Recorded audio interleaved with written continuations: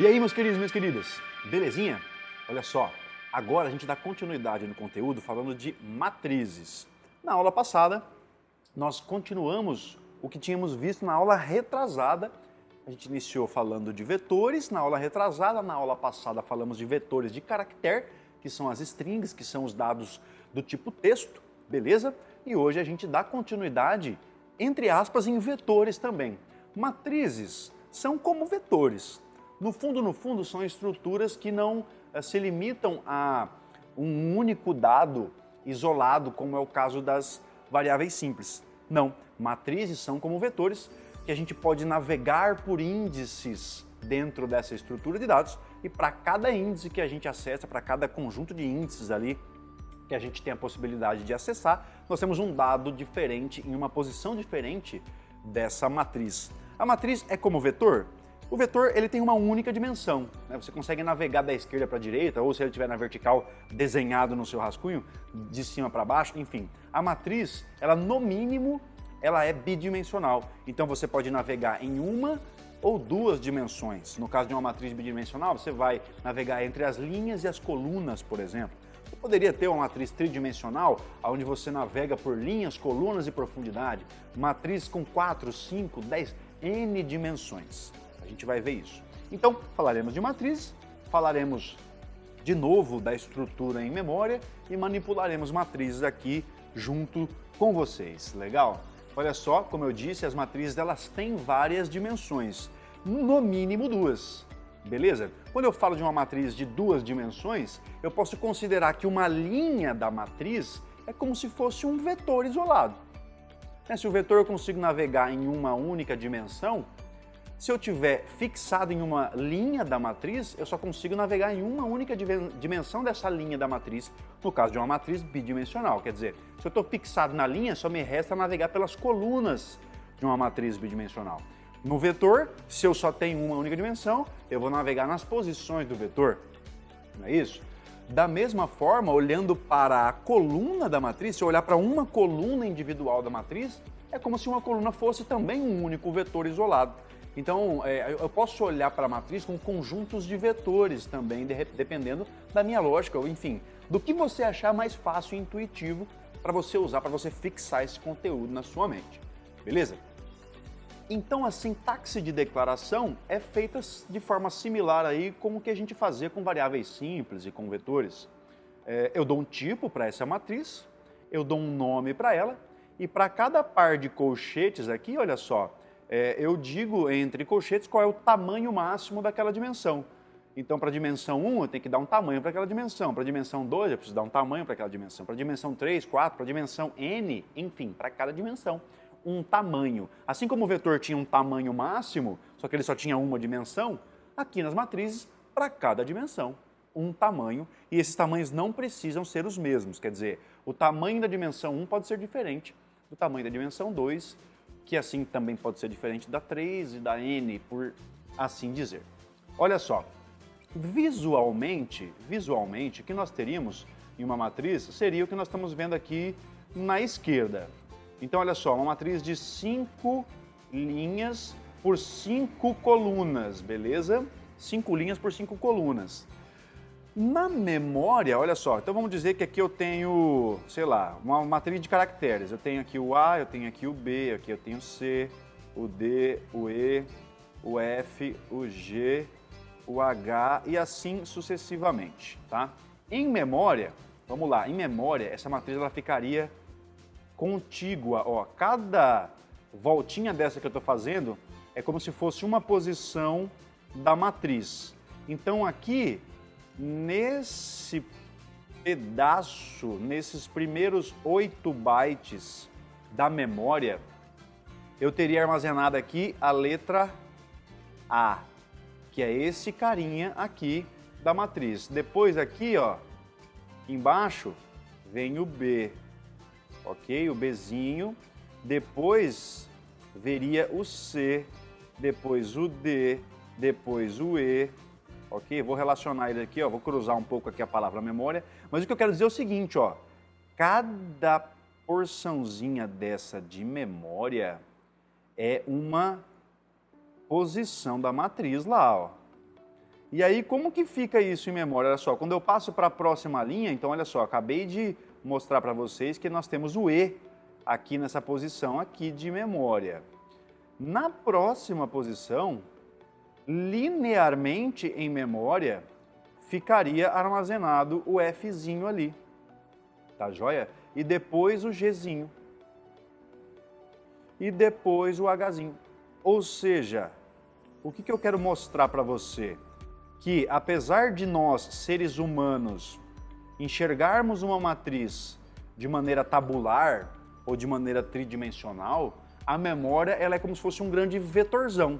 Então o que a memória acaba fazendo, ó, deixa eu até limpar um pouco aqui a tela para você ver de maneira menos poluída, né? O que vai acontecer? Ó? Se eu tenho nas 5 primeiras posições a primeira linha, olha só, na verdade, a memória ela vai dividir ó, em grandes blocos. Cada linha da matriz, olha só, é um aglomerado de 5 linhas em memória. Beleza? Olha só, aqui nós teríamos também mais 5 linhas em memória. Então essa aqui seria toda a segunda linha da matriz. Ó, a terceira linha da matriz iria lá embaixo. Legal? Ou seja, a gente dispõe as coisas em memória de uma maneira linear e contígua, quando se fala de matrizes. Muito bem. Entendendo como a matriz fica declarada em memória, a gente pode ver como acessar uma posição de uma matriz. Então eu chamo pelo nome, e assim como lá nos vetores nós colocaríamos o índice da posição que eu quero fazer o acesso, aqui na matriz eu digo o índice de cada dimensão. Então, para a primeira dimensão, qual é o índice que eu quero acessar? E para a segunda dimensão, qual é o índice? Eu preciso, portanto, especificar o índice de cada uma das dimensões para eu ter acesso a um único elemento da matriz. Se a matriz tem N dimensões, para cada dimensão, eu tenho que dizer qual é o índice daquela posição. Eu posso também inicializar uma matriz logo na sua declaração. Então, olha só, essa aqui é a sintaxe de declaração. Quando eu declaro a matriz, eu já posso logo chamar um igualzinho, declaro a matriz, chamo pelo igual, e assim como nós faríamos em um vetor, onde a gente já pode inicializar cada posição do vetor, na matriz a gente faz a mesma coisa. Se eu tivesse, por exemplo, uma matriz bidimensional, ó, eu poderia abrir as chaves e dentro das chaves mais externas, ó, eu preencheria toda a primeira linha 1 da matriz, depois a segunda linha, depois a terceira linha, a quarta, enfim, até a enésima linha, dependendo do número de linhas que tem essa minha matriz bidimensional.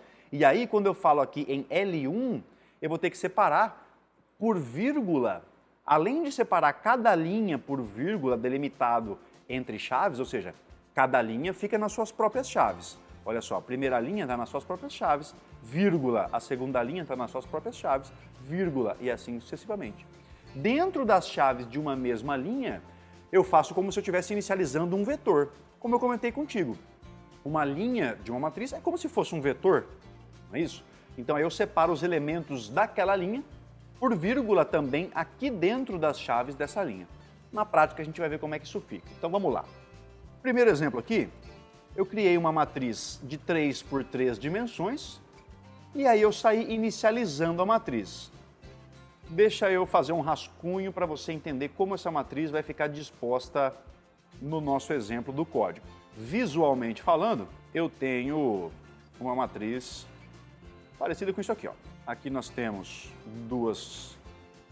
3 colunas, 1, 2, 3 linhas. E aí, da forma que eu vou mostrar para vocês, a forma com a qual a matriz foi inicializada, nós temos aqui o 1, o 2 e o 3 na primeira linha, o 4, o 5 e o 6 na segunda linha, e o 7, o 8 e o 9 na terceira linha. Ai, agora é a rinite que atacou. E o 9 na terceira linha, né? Então, olha só o que nós vamos ter aqui, ó. No código, na primeira linha, para cada posição dessa linha, olha só, a primeira linha é a linha de índice 0. Assim como em vetores, Os índices vão de 0 a n-1, nas matrizes também. Então, a primeira linha é a linha de índice 0. A primeira coluna é a coluna de índice 0. Então, se eu vier aqui no meu rascunhão, vocês vão perceber que, olha só, deixa eu até destacar com cores distintas. Ó, linha 0, linha 1, linha 2. Uma matriz de 3 linhas, com 3 colunas também, 0, 1, 2. Ó, quando eu falo da linha 0, coluna 0, olha só aqui no código, linha 0, coluna 0 recebe 1. Então é uma espécie de batalha naval, ó. Ó a brincadeira como é que fica aqui, ó. Ó o 1 onde é que tá ali, ó. Belezinha? Se eu estivesse falando da linha 0, coluna 1, eu estou falando do número 2. Ó o número 2 ali, ó. Tá o 2 aqui, não é isso? Linha 0, coluna 2. Quem que é esse cara? É o 3. Então, é isso que a gente vai fazer para acessar os índices da matriz. Ó. Linha 1, coluna 1. Se eu fizer a batalha naval aqui, ó, vou cair no elemento 5. Né? Então, olha aí, ó, no código, como é que é? Fica a brincadeira, ó. Ó o 1 aqui, ó, é o 5 mesmo. Então, para cada linha, eu navego por todas as colunas e aí, linha-coluna me dá acesso a um elemento, no caso de uma matriz bidimensional. Linha-coluna me dá acesso a outro elemento. E assim sucessivamente. Aqui nós preenchemos a primeira linha com 1, 2, 3. A segunda linha, a linha de índice 1, ela foi preenchida com os números 4, 5, 6. E a terceira e última linha de índice 2, foi preenchido com os valores 7, 8 e 9. Legal? Olha só. Aí o que eu fiz aqui? Ó? Eu fiz imprimir a primeira linha para você ver se de fato isso tá como a gente está querendo em memória. Olha só, imprimindo a primeira linha, percento D, esse primeiro percento D vai imprimir o elemento da posição linha 0, coluna 0. Segundo percento D, o elemento linha 0, coluna 1. E o terceiro percento D, linha 0, coluna 2. Quer dizer, vamos lá, voltando aqui no rascunhão, olha só, a gente vai estar imprimindo esses carinhas todos aqui, ó. Vamos ver como é que fica então a execução? Compilando e executando. Está lá, imprimindo a primeira linha. Isso aqui foi feito para você ter uma noção de que, de maneira geral, é assim que a coisa se comporta. Agora, assim como nos vetores, não faz sentido. Imagina uma matriz de 10 por 10 dimensões, né? De 10 por 10 linhas e colunas. Quer dizer, 10 vezes 10 vai me dar 100 elementos. Para eu acessar já 100 elementos, acessando índice por índice, hard-coded no meu código aqui, quer dizer, especificando literalmente qual é a posição de cada índice da matriz, isso aqui é uma bucha, né? Não vou mexer desse jeito no meu código. Então eu vou para o próximo exemplo, aonde a gente se aproveita de novo das estruturas de repetição. Portanto, é importante você lembrar que para mexer com matrizes é legal que você manje muito bem já de estrutura de repetição. Olha só, nesse exemplo, nós temos o mesmíssimo caso. Então vamos voltar aqui para o slide, vamos fazer um rascunhão de novo. Olha só, desenhar uma matriz aqui, novamente. É uma matriz 3x3 que vai ter a mesmíssima configuração. Os elementos 1, 2 e 3 na primeira linha, na segunda linha 4, 5 e 6 e na última linha 7, 8 e 9. A diferença é que no novo código, na nova versão aqui, ó, a gente usou uma lista de inicialização. Né? No código anterior, olha só, eu fui preenchendo o braço, posição por posição. Aqui não, ó. Aqui a primeira linha é 1, 2, 3. Percebe que a primeira linha está toda contida dentro do seu par de chaves. E cada elemento da primeira linha separado por vírgula. A segunda linha, mesma coisa. A terceira linha, mesma coisa. Eu poderia até, para ficar mais bonitinho visualmente aqui para você, ó, eu poderia até deixar a declaração dessa matriz no formato de matriz mesmo, ó. A linguagem C, ela até vai permitir, ó, se eu compilar aqui, ele não reclama. Então a cara da matriz é mais ou menos essa, 1, 2, 3, 4, 5, 6, 7, 8, 9. Belezinha? Ó, fica bonitinho assim, né? Muito bem. E aí, ao invés, ó, voltando no código anterior, ó, no código anterior a gente fazia literalmente 00, 01, 02. Só que perceba que eu vou de 0 para 1 para 2 nas linhas e de 0 para 1 para 2 nas colunas, 0, 1, 2 colunas, 0, 1, 2 colunas. Ou seja, para cada linha eu faço o acesso de 0, 1 a 2. Para cada linha eu faço 0, 1, 2. Só que a linha também vai 0, 1 e 2 na sua oscilação do índice ali. Então eu vou usar estruturas de repetição para trabalhar com isso. Olha só, olha só. Criei duas variáveis i e j. E nesse primeiro caso aqui da linha 11, eu vou imprimir a primeira linha da matriz. Para eu imprimir a primeira linha da matriz, eu já deixo claro que eu vou acessar todos os elementos nos quais a primeira dimensão está no índice 0, ou seja, a primeira dimensão são as linhas. A primeira dimensão são as linhas, a primeira linha é índice 0, então eu já fixo aqui, nesse caso, em 0, a posição das linhas, porque eu estou imprimindo a primeira linha apenas. E aí eu faço oscilar apenas o índice da coluna, então o J inicialmente começa valendo 0. Depois o J vai valer 1, depois o J vai valer 2, e aí quando o J valer 3, essa estrutura de repetição se encerra. E aí, para cada posição de J na linha 0, eu vou imprimir, então, portanto, mate índice 00, depois mate índice 01, depois mate índice 02, ou seja, eu vou imprimir os elementos 1, 2 e 3. Ó, mate índice 00 é o cara que está na primeira posição de todas. Mate índice 01 é o 2. Mate índice 03 é o 3, ok? Então aqui eu vou imprimir toda a primeira linha. Tudo bem. Essa mesma lógica, se essa lógica aqui, ó, das linhas 12 a 14 passam por todas as colunas de uma mesma linha, se eu quiser imprimir todas as linhas, eu posso pegar essa lógica e embutir ela dentro de uma outra estrutura de repetição. Então, olha o que eu fiz, ó. Isso aqui das linhas 13 a 14 é praticamente o que está das linhas 18 a 20 aqui. Das linhas 18 a 20, eu tenho a mesma coisa aqui, ó. A linha 12 e a linha 18 é idêntica, ó. J igual a 0, J igual a 0, J menor que 3, J menor que 3, J mais mais, J mais mais. A diferença é que o printf da linha 13 muda do printf da linha 19 aqui nesse i, aqui na linha. Se eu queria só imprimir a primeira linha lá na linha 13 lá de código, né, aqui na minha lógica de código das linhas 11 a 13, especificamente na linha de código 13, eu fiz mate índice 0. Agora eu faço mate índice i. Por quê? Porque o i inicialmente vai valer 0. Quando o i estiver valendo 0, esse laço aqui das linhas 18 a 20 vai imprimir todo o conteúdo da linha 0. Depois que isso for feito, o que vai acontecer? O i vai ser incrementado em uma unidade. O i vai passar a valer 1. E aí eu vou ter impresso aqui das linhas 18 a 20 toda a linha 1 e depois toda a linha 2. Então, olhando no nosso rascunho, o que a máquina faz é, vamos lá, vou até deixar específico aqui, que eu tenho as linhas 0, 1 e 2. E eu tenho as colunas 0, 1 e 2. Olha só, quando eu tenho o meu... Vamos lá, vou fazer o seguinte, ó. Eu vou deixar aqui, vou circular. Esse carinha aqui vai ser o meu J, beleza?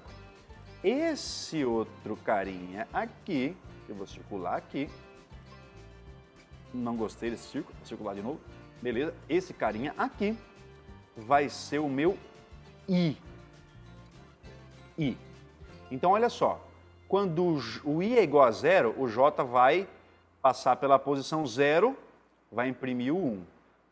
O J vai ser incrementado, passar pela posição 1, vai imprimir o número 2. O J vai passar pela posição 2, vai imprimir o 3. Então, eu imprimi 01, 0, imprimi o 00, imprimi o 01, imprimi o 02. I igual a 0, J igual a 0. I igual a 0, J igual a 1.